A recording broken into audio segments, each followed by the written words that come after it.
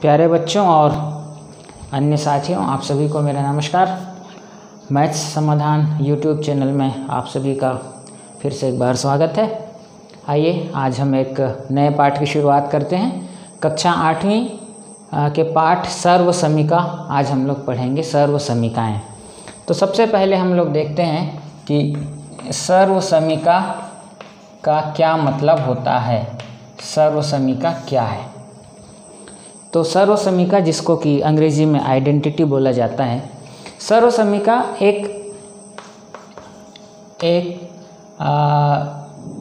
ऐसा कर लेते हैं। सर्व समीका बीजीय व्यंजकों के बीच ऐसा करते हैं। सर्व समीका द्विपक्षीय बीजीय व्यंजकों के बीच ऐसा संबंध या ऐसा समीकरण जो उस संबंध में या उन व्यंजकों में शामिल चर राशि के सभी मानों के लिए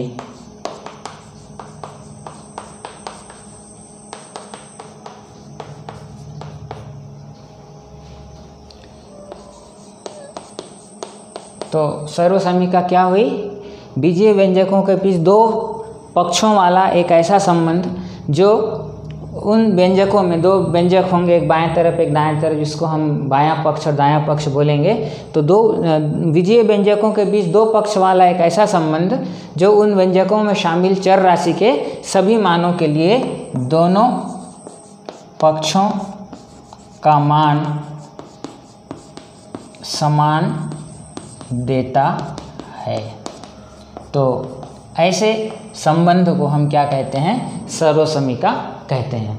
तो सर्व समीका क्या हुई कि एक द्विपक्षीय संबंध दो बीजीय व्यंजकों के बीच में, इधर एक बीजीय व्यंजक या एक से अधिक बीजीय व्यंजक और इधर एक या एक से अधिक बीजीय व्यंजक, बीच में बराबर का चिन्ह, इसलिए दो पक्ष बोला। बाएं हाथ वाले को बायां पक्ष बोलते हैं और दाएं हाथ वाले को दायां पक्ष बोलते हैं। तो बीजीय व्यंजकों के बीच ऐसा द्विपक्षीय संबंध जो उन बीजीय व्यंजकों में आए हुए चर राशि के सभी मानों के लिए, चर राशि का कोई भी मान हम रख दें तो क्या हो जाए? दोनों पक्षों का मान क्या हो जाए? समान रहे। तो ऐसे संबंध को हम क्या कहते हैं? सर्व समीका कहते हैं। जैसे एक उदाहरण दे रहा हूँ, a + b की घात 2 चर राशि आब्लिक चर राशियों कर दो, है ना, एक राशि हो या एक से अधिक हो। a धन b का वर्ग बराबर a का वर्ग धन 2ab धन b का वर्ग। ये एक सर्व समीका है, ठीक है। अब इसमें इस सर्व समीका में दो पक्ष हैं, देखो, इसलिए द्विपक्षीय लिखा मैं। ये एक पक्ष है, क्या हुआ? बायां पक्ष। ये एक पक्ष है, दायां पक्ष, ठीक है। तो ये द्विपक्षीय एक ऐसा समीकरण है या संबंध है जो इनमें शामिल जो भी चर राशि हैं, ठीक है, यहाँ पर a और b दो चर राशियाँ हैं, उनके प्रत्येक मान के लिए दोनों पक्षों का मान क्या देता है? समान देता है। अर्थात इस संबंध में हम जो चर राशियाँ आई हुई हैं a और b, उसको कोई भी मान दे दें तो बाएं पक्ष का मान भी वही होगा जो कि किसका होगा? दाएं पक्ष का मान होगा। तो ऐसे संबंध को हम क्या कहते हैं? सर्व समीका कहते हैं या आइडेंटिटी कहते हैं। उदाहरण के लिए a धन b पूरे का वर्ग बराबर a का वर्ग धन 2ab धन b का वर्ग। ये आया कैसे है?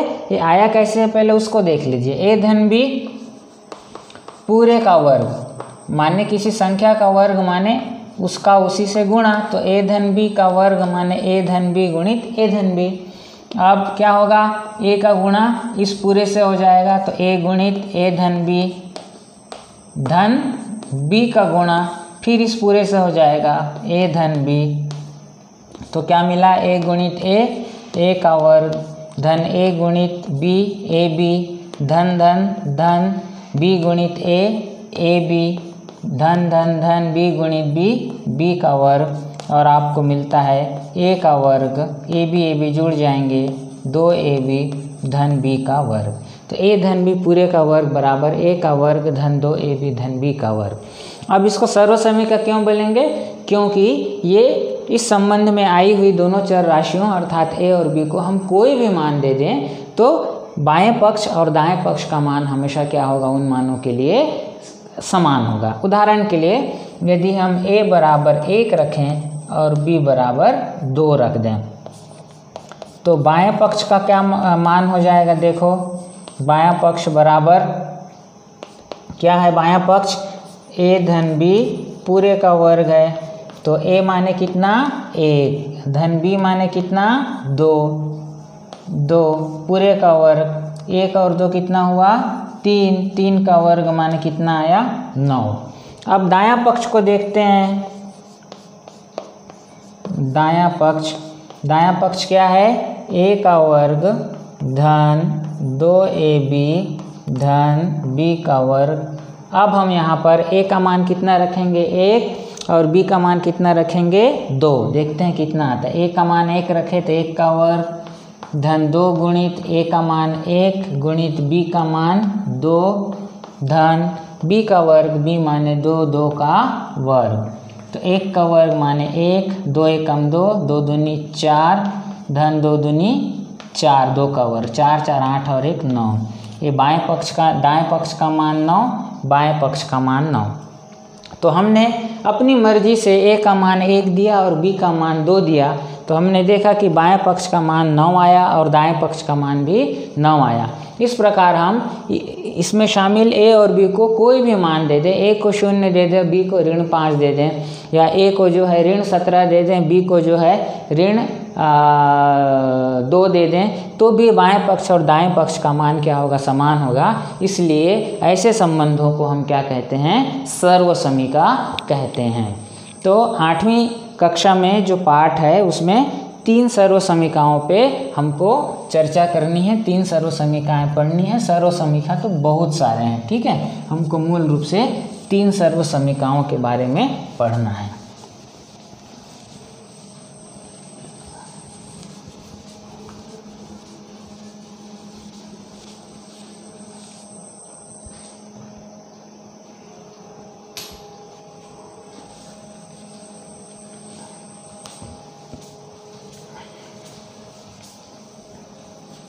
चलिए, तो जो 3 सर्वसमीकाएं हैं उनमें से पहली सर्वसमीका यही है जिस पे हमने चर्चा की, a धन b पूरे का वर्ग बराबर a का वर्ग धन 2ab धन b का वर्ग। दूसरी सर्वसमीका है a ऋण b, यहाँ पर क्या हो जाएगा, धन की जगह ऋण हो जाएगा, यहाँ भी धन की जगह ऋण कर दोगे तो ऑटोमेटिक मिल जाता है ऋण 2ab धन b का वर्ग।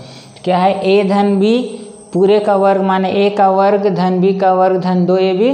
a ऋण b पूरे का वर्ग में a वर्ग और b वर्ग वाला हिस्सा धनात्मक रहेगा, सिर्फ 2ab वाला हिस्सा क्या हो जाएगा, ऋण वाले में ऋण हो जाएगा। और तीसरी सर्वसमीका है a धन b गुणित a ऋण b बराबर a का वर्ग ऋण b का वर्ग। ये 3 सर्वसमीकाएं हम लोगों को इस पाठ में पढ़ना है, ठीक है। अब इन सर्वसमीकाओं पे जो प्रश्न है उनको हमको क्या करना है, हल करना है।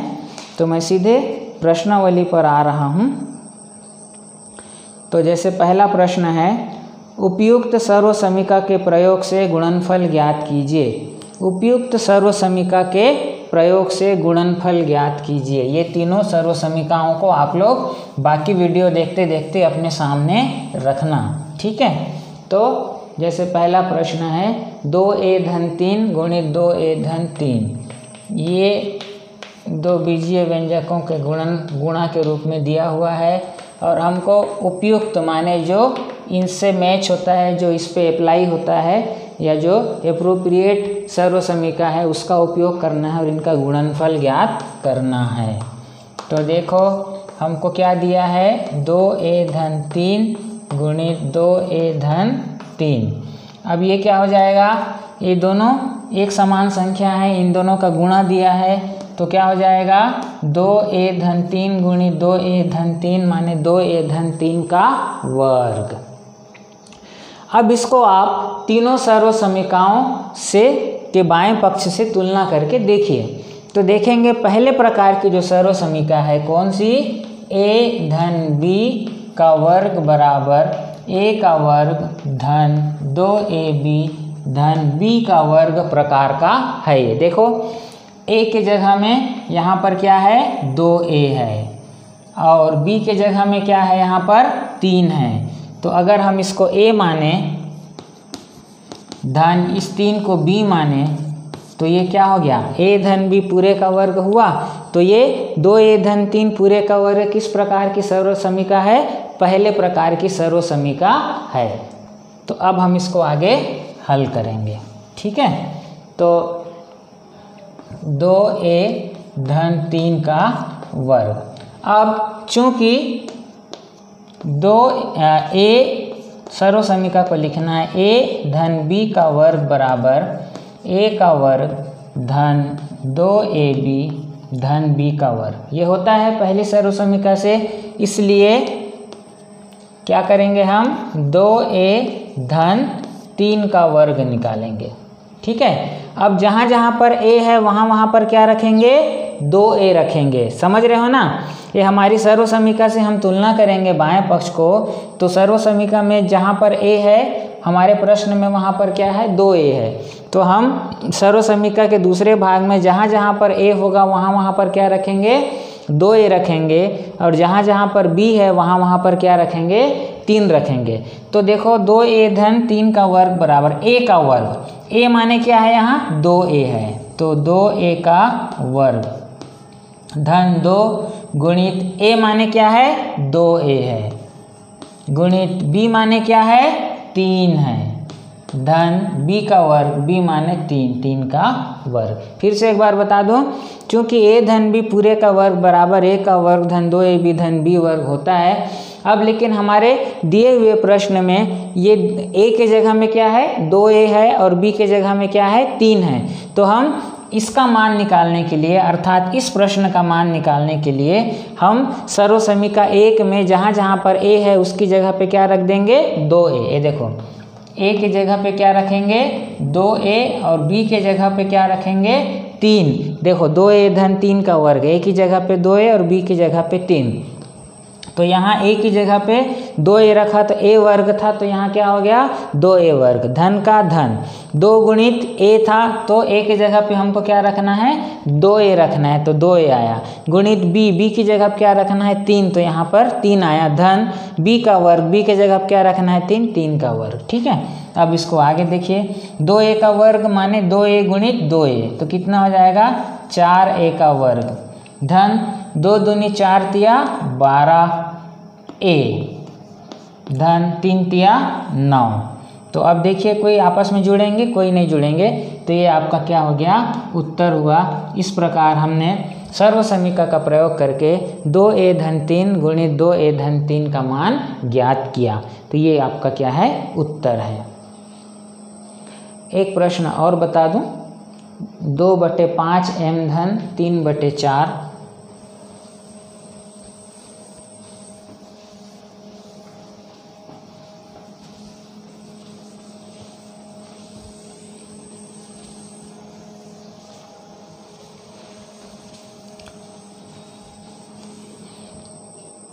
3/5 m धन 3/4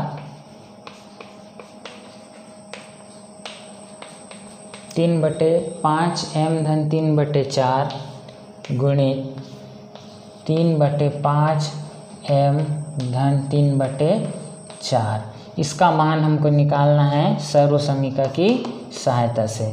तो देखिए 3/5 m धन 3/4 गुणित 3/5 m धन 3/4 बराबर, दोनों एक जैसी संख्याएं हैं और उनका गुणा है तो क्या हो जाएगा संख्या का वर्ग हो जाएगा। तो 3/5 m धन 3/4 का वर्ग बराबर अब देखिए यहाँ पर धन का चिन्ह है और हमारी पहली सर्वसमीका में ए धन है, बी का वर्ग भी है, धन भी है बीच में, माने पहली सर्वसमीका है। तो पहली सर्वसमीका को हम लिखते हैं, चूँकि ए धन बी पूरे का वर्ग बराबर ए का वर्ग धन 2ab धन b का वर्ग। तो अब देखो यहाँ पर इसकी तुलना हम a धन b पूरे के वर्ग से करेंगे। तो a के जगह पे क्या आ गया 3/5m धन का धन, और b की जगह पे क्या आ गया 3/4।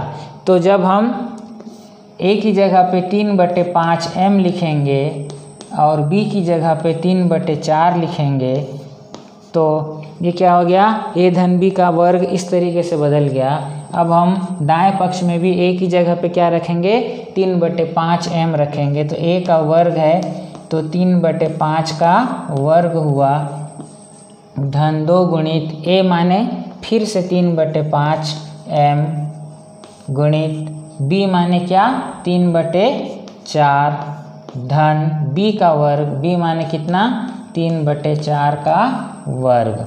तो अब देखो इसका मान निकालना था 3/5m का वर्ग, 3/5m का वर्ग माने 3/5m गुणित 3/5m। क्यों ऐसा हुआ, क्योंकि वर्ग है।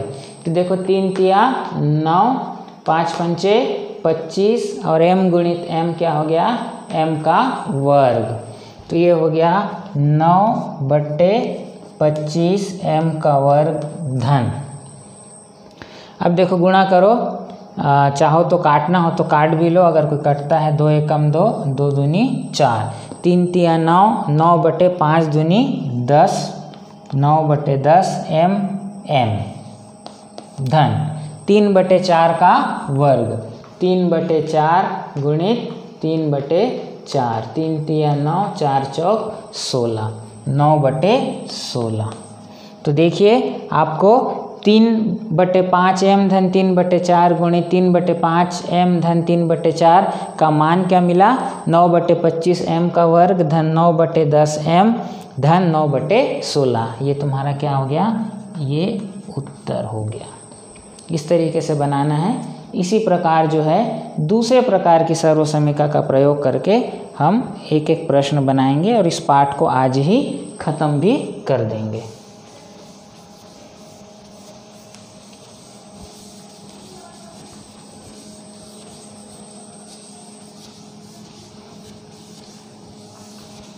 चलिए तो प्रश्न दो को देखिए, कोई सा भी प्रश्न बना लेते हैं।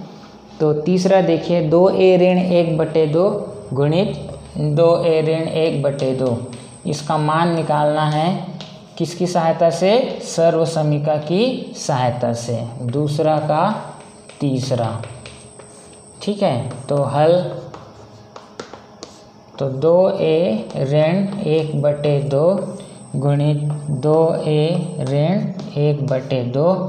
तो दोनों संख्या समान है, उनके बीच में क्या है गुणा है, तो क्या हो जाएगा वर्ग हो जाएगा उस संख्या का, 2a ऋण 1/2 का वर्ग। अब देखिए हमारी 3 सर्वसमीका में से जो दूसरी सर्वसमीका है वो क्या है, a ऋण b का वर्ग बराबर a वर्ग ऋण 2ab धन b का वर्ग।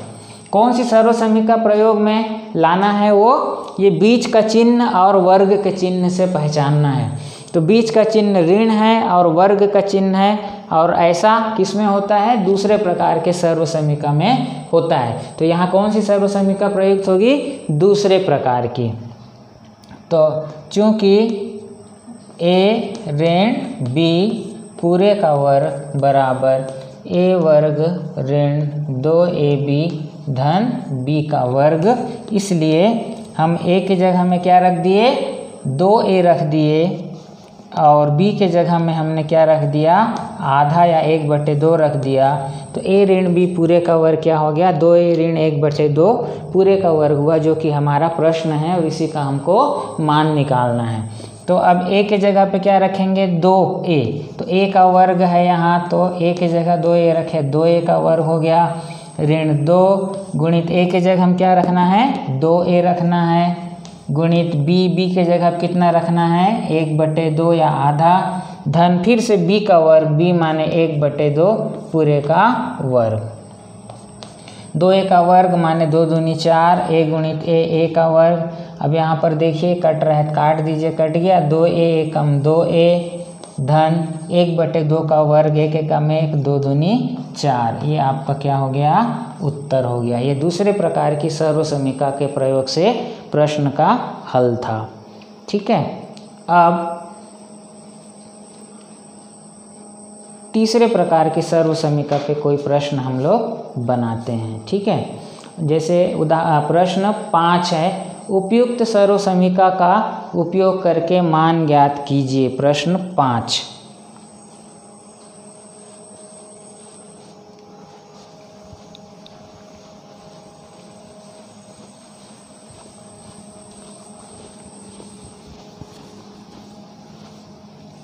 प्रश्न 5 को देखिए। उपयुक्त सर्वसमीका का माने जो सुटेबल है, जो काम आएगा, उस सर्वसमीका का प्रयोग करके हमको मान ज्ञात करना है। 41 का वर्ग, 41 का वर्ग ये है 5वां का पहला प्रश्न। क्या है, उपयुक्त सर्वसमीका माने जो काम की है सर्वसमीका का, उसका प्रयोग करके इसका मान निकालना।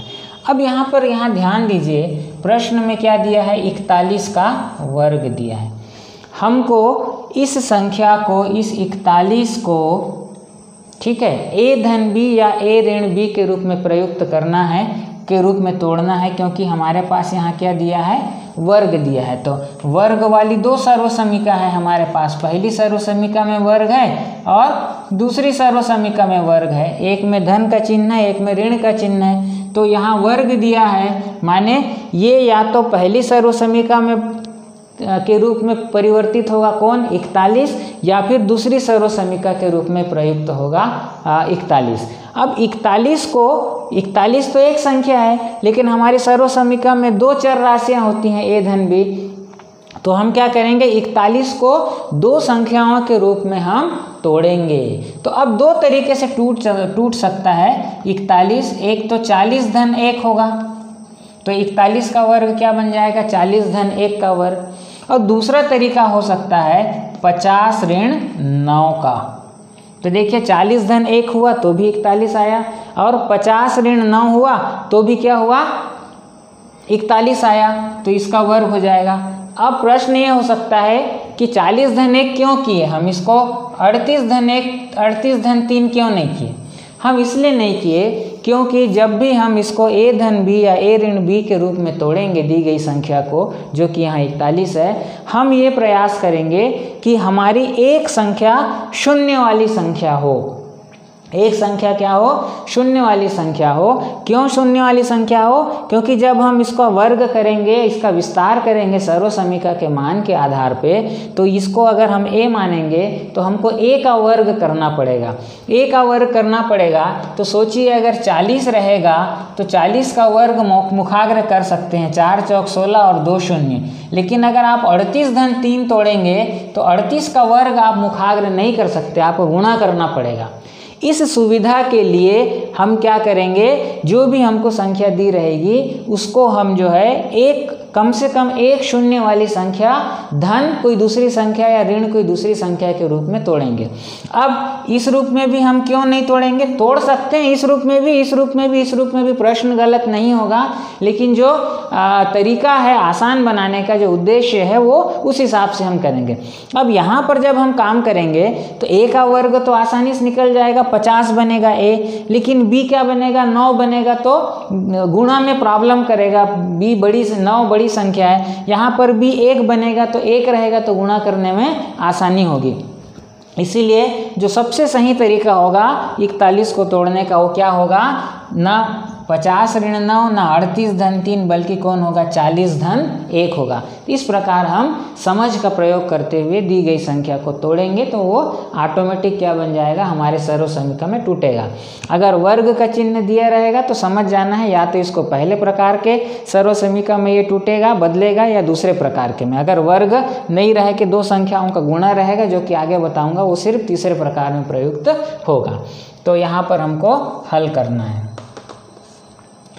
तो चूंकि 41 बराबर हम क्या लिखेंगे 40 धन 1। 41 बराबर हम क्या लिखेंगे 40 धन 1। इसलिए अगर हम 41 का वर्ग कर देंगे तो इधर भी क्या हो जाएगा वर्ग करना पड़ेगा। समझ रहे हो ना, 41 बराबर 40 धन 1, तो 41 का वर्ग बराबर इधर का भी वर्ग 40 धन 1 का वर्ग। अब 40 धन 1 का वर्ग का को हम कैसे करेंगे, ये कौन सी सर्वसमीका है, पहली सर्वसमीका है। चूंकि a धन b पहली सर्वसमीका को लिख दो, बराबर क्या होता है a का वर्ग धन 2ab धन b का वर्ग।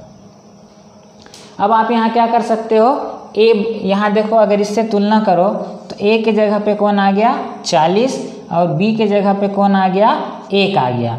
तो यहाँ लिख भी सकते हो a बराबर 40 और b बराबर 1 रखने पर लिख दीजिए, कोई हर्ज नहीं है।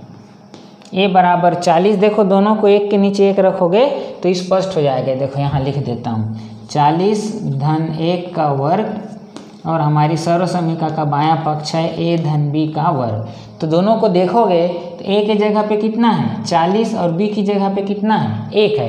तो a बराबर 40 और b बराबर 1 रखने पर यहाँ क्या आ जाएगा 40 धन 1 का वर्ग, माने क्या 41 का वर्ग, जिसका कि हमको क्या करना था मान निकालना था। अब आगे बढ़ाओ, a बराबर कितना रखना है 40, a का वर्ग माने 40 का वर्ग धन 2 गुणित फिर से a है, a माने 40 गुणित b माने कितना रखना है 1 रखना है, 1 रखो धन b का वर्ग माने 1 का वर्ग। 40 का वर्ग माने 1600 धन 40 दूनी 80 एकम 80 धन 1 का वर्ग माने 1, 1680 81, 1681 ये आपका क्या है उत्तर है। तो देखिए यहाँ पर 9 रहता तो यहाँ भी काम बढ़ जाता, 80 का 9 से गुणा करना पड़ता, फिर 9 का वर्ग निकालना पड़ता। अगर हम इस तरीके से तोड़ते तो ये तरीके से तोड़ने से तो बहुत काम मुश्किल होता। तो सबसे बढ़िया तरीका क्या था 41 को तोड़ने का 40 धन 1, एक शून्य वाली संख्या अनिवार्यतः हो और दूसरे तरफ की दूसरी संख्या जो हो धन या ऋण के बाद वो छोटी से छोटी संख्या हो। इस तरीके से हम दी गई संख्या को तोड़ेंगे, फिर वो कौन से प्रकार की सर्वसमीका है उस आधार पर लिख के हम उसको हल करेंगे। एक और लेते हैं 97 का वर्ग।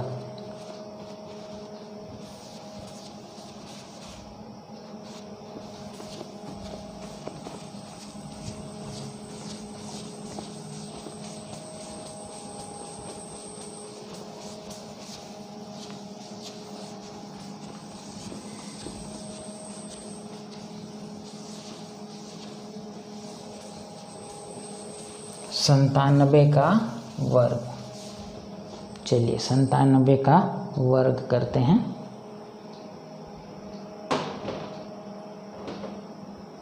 संतानबे का वर्ग,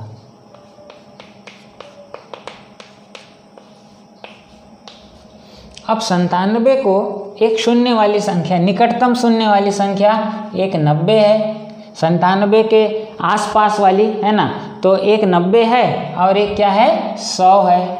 97 के आसपास क्या है 0 वाली 2 संख्याएं हैं, एक पीछे तरफ पड़ेगा 90 और आगे की तरफ पड़ेगा 100।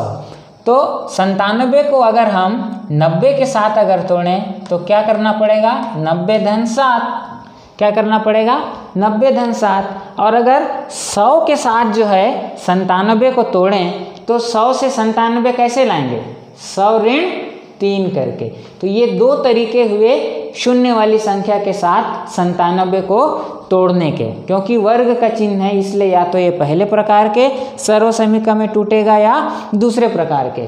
तो अगर इसको हम 97 को 90 धन 7 लिखेंगे तो 97 का वर्ग बराबर हो जाएगा 90 धन 7 का वर्ग, तो ये पहले प्रकार की सर्वसमीका में टूटेगा। और अगर हम 97 को 100 ऋण 3 अगर लिखेंगे तो ये 97 का वर्ग क्या हो जाएगा 100 ऋण 3 का वर्ग हो जाएगा। और ये ऋण है और वर्ग है, माने a ऋण b पूरे का वर्ग प्रकार में, अर्थात दूसरे प्रकार की सर्वसमीका में ये बदल गया। तो हम ये लें या ये लें, तो मैंने बताया है शून्य वाली संख्या के साथ साथ हमको जो बी के लिए जो संख्या आएगी उसको छोटे से छोटी संख्या रहे तो ज़्यादा सुविधा है। तो 7 बड़ी संख्या है, 3 क्या है छोटी है, इसलिए हम इसको लेंगे। आप इसको भी लेंगे तो गलत नहीं है, मैं ये बता दे रहा हूँ, लेकिन हम क्या करेंगे, इसको लेंगे। ठीक है, तो 97 को हम 100 ऋण 3 के रूप में तोड़ेंगे। तो देखिए, चूँकि 97 बराबर 100 ऋण 3, इसलिए जब हम 97 का वर्ग करेंगे तो इधर भी 100 ऋण 3 का वर्ग हो जाएगा। ठीक है, अब ये कौन से प्रकार की सर्वसमीका है, ये दूसरे प्रकार के। आप देखिए ए ऋण बी का वर्ग से शुरू होती है दूसरी सर्वसमीका, तो उसको लिखिए, चूँकि ए ऋण बी पूरे का वर्ग बराबर ए का वर्ग ऋण 2ab धन बी का वर्ग। अब आप देखिए कि हमारी जो संख्या 97 थी उसको हमने 100 ऋण 3 के रूप में तोड़ा। 97 का वर्ग 100 ऋण 3 का वर्ग हुआ, और ये किस सर्वसमीका से मिलता है, पहले दूसरे सर्वसमीका से मिलता है। तो जब हम दोनों की तुलना करेंगे तो ए की जगह पे कितना आ रहा है 100 और बी की जगह पे कितना आ रहा है 3। तो यहाँ पर हम लिखेंगे ए बराबर 100 और बी बराबर 3 रखने पर तो क्या हो जाएगा, ए बराबर रख दो 100 ऋण बी बराबर रख दो 3, तो 100 ऋण 3 का वर्ग मतलब 97 का वर्ग, जो कि हमारा प्रश्न है, बराबर। अब ए के स्थान पे क्या रखना है 100, तो ए का वर्ग बराबर 100 का वर्ग ऋण 2 गुणित ए माने 100 गुणित बी माने कितना 3 धन बी का वर्ग माने बी माने 3 का वर्ग। 100 का वर्ग माने 10,000 ऋण 200 तिया 600 धन 3 तिया 9। तो अब धन धन को जोड़ो, 10,000 और 9, 10,000 9 ऋण 600, तो घटा दो, ये 9 में 0 घटा 9, ये 0 में ये 0 घटा 0, ये 0 में 6 घटाना है। तो यहाँ से हम एक उधारी लिए, कितना हो गया 10 में 6 गया 4, और यहाँ कितना आया 9,409 आया। तो 97 वर्ग का मान कितना आया 9,409। ये तुम्हारा ये क्या है उत्तर है। तो इस तरीके से हो गया। और एक अब दूसरे प्रकार का प्रश्न हल करते हैं, जो कि तीसरी सर्वसमीका पे क्या है आधारित है।